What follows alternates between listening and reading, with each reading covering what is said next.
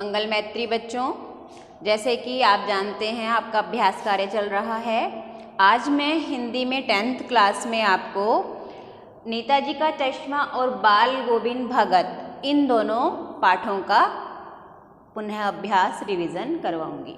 आप जानते हैं कि 3 प्रकार के प्रश्न हमारे परीक्षा में आएंगे, MCQ, शॉर्ट आंसर और राइट रॉन्ग। यानी कोई भी प्रश्न MCQ की फॉर्म में भी आ सकता है, राइट रॉन्ग की फॉर्म में भी आ सकता है और शॉर्ट आंसर में भी आ सकता है। तो चलते हैं पाठ पर। सबसे पहला हमारा प्रश्न है, जैसे पाठ के लेखक का नाम क्या है, ये आ सकता है। पाठ के लेखक का नाम, अगर नेताजी का चश्मा का पूछा कि नेताजी का चश्मा पाठ के लेखक का नाम क्या है, तो स्वयं प्रकाश पर टिक करना है और शॉर्ट आंसर है तो आपको लिखना है। और यदि आया कि बाल गोविंद भगत, पाठ का नाम आएगा वहाँ पर कि बाल गोविंद भगत पाठ के लेखक का नाम बताइए, राम लक्ष्मण परशुराम संवाद पाठ किसके द्वारा रचित है, पद किसके द्वारा लिखे गए हैं, यानी पाठ का नाम आया और उसके लेखक या कवि का नाम आपसे पूछ लिया गया। फिर अगला प्रश्न है, नेताजी की मूर्ति किसने बनाई। पाठ को अगर आप कई बार ध्यान से पढ़ें, पाठ के पीछे वाले ही प्रश्न आएंगे, ऐसा नहीं है। शॉर्ट आंसर यदि बनाने हैं तो वो पाठ के अंदर से हम बनाएंगे। नेताजी की मूर्ति मास्टर मोतीलाल ने बनाई थी। नेताजी किसे कहा है, पाठ में नेताजी शब्द किसके लिए प्रयुक्त हुआ है, नेताजी सुभाष चंद्र बोस के लिए यह हमने प्रयुक्त किया है। फिर इसके बाद है कि फेरी वाले को लोग क्या कहकर बुलाते थे। पाठ में फेरी वाला है ना, जो चश्मे बेचता था, तो उसको लोग क्या कहते थे, हमें पता होना चाहिए। फेरी वाले को लोग कैप्टन कहकर बुलाते थे, है ना। और बच्चों ने कैसा चश्मा लगाया, कहानी अगर आपने ध्यान से पढ़ी है तो अंत में आप देखेंगे कि कैप्टन मर जाता है और फिर उसके बाद छोटे छोटे बच्चे उस पर, मूर्ति पर सरकंडे का चश्मा लगाते हैं। किस चीज़ का चश्मा लगाते हैं, सरकंडे का। प्रश्न और हो सकता है कि हालदार साहब खुश क्यों हो जाते हैं, हालदार साहब जीप ना रुकने के लिए क्यों कहते हैं, हालदार साहब अंत में जीप को क्यों रुकवाते हैं। इस तरह के छोटे छोटे प्रश्न कहानी के बीच में से आपके आएंगे। यह पाठ देशभक्ति का परिचय देता है। किस चीज़ का परिचय देता है, देशभक्ति का।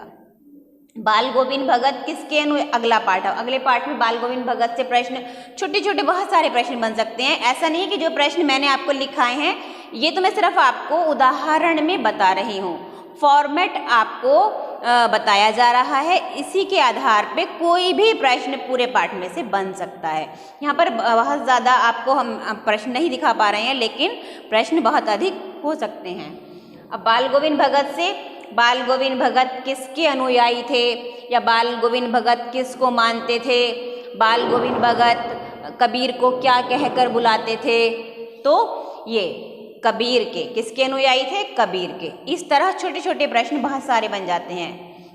बाल गोविंद भगत खेतों में क्या रोप रहे थे, धान रोप रहे थे। प्रातः काल के समय गाए जाने वाले गीतों को क्या कहते हैं, बाल गोविंद भगत प्रातः काल में उठकर गीत गाते थे तो उनको प्रभातियाँ कहा जाता है। यहाँ पर उसके लिए पाठ में प्रभातियाँ शब्द प्रयुक्त हुआ है कि वह प्रभातियाँ गाते थे। और प्रभातियाँ कब गाते थे ये भी ध्यान रखना है कि वो प्रभातियाँ कौन से माह में गाते थे, आषाढ़ माह में गा रहे थे, नहीं। अभी चलते हैं इस प्रश्न पर। तो प्रातः काल के समय गाए जाने वाले गीतों को क्या कहते हैं, प्रभातियाँ। फिर अगला है, खेतों में रोपनी आषाढ़ माह में होती है। पहला प्रश्न था कि वो खेतों में क्या कर रहे थे, अब है खेतों में रोपनी कौन से माह में होती है। पाठ में ध्यान देंगे 2 माह का जिक्र आया है, आषाढ़ माह का जिक्र आया है खेतों में रोपनी के लिए, और कार्तिक माह का जिक्र आया है। कार्तिक माह में वे प्रातःकाल उठकर प्रभातियाँ गाते थे, ठीक है। तो अगला फॉर्मेट हमारा राइट रॉन्ग का भी हो सकता है। उदाहरण में 1-2 प्रश्न आपको दिखा रही हूँ मैं कि खेतों में रोपनी आषाढ़ माह में होती है, राइट। प्रभातियाँ आषाढ़ माह में गा रहे थे वो, नहीं, वो प्रभातियाँ कार्तिक माह में गा रहे थे। वह गंगा स्नान के लिए कब जाते हैं? कार्तिक माह में पूर्णिमा पर गंगा स्नान के लिए जाते हैं। बाल गोविंद भगत के परिवार में किसकी मृत्यु हुई? उनके पुत्र की मृत्यु हुई। बाल गोविंद भगत ने अपने पुत्र की मृत्यु पर उसकी चिता को अग्नि किससे दिलवाई? अपनी पुत्र वधू से दिलवाई। बाल गोविंद भगत ने पुत्र के मृत्यु के समय क्या किया? वह अपने मगन होकर भजन गा रहे थे। इस तरह पूरे पाठ को ध्यान से आपको पढ़ना है, ठीक है। वह अपना समस्त अन्न कहाँ ले जाकर सौंप देते थे, कहाँ ले जाते थे? वह अपने द्वारा उगाया गया समस्त अन्न कबीर के मठ पर ले जाते थे, वहाँ सौंप देते थे। फिर उसके बाद वहाँ से जो प्रसाद रूप में मिलता था उसी से अपनी जीविका यापन करते थे। बाल गोविंद भगत को क्या कहा जाता था? बाल गोविंद भगत को गृहस्थ होते हुए भी सन्यासी कहा जाता था, साधु कहा जाता था, ठीक है। साधु शब्द यहाँ पर प्रयुक्त हुआ है, गृहस्थ होते हुए भी साधु उनको कहा जाता था। इस तरह के छोटे छोटे प्रश्न पूरे दोनों पाठों में से आपको बनाने हैं, याद करने हैं। पाठ को पढ़ना है कई बार, पढ़ने के बाद आप प्रश्नों के उत्तर दे पाएंगे। धन्यवाद।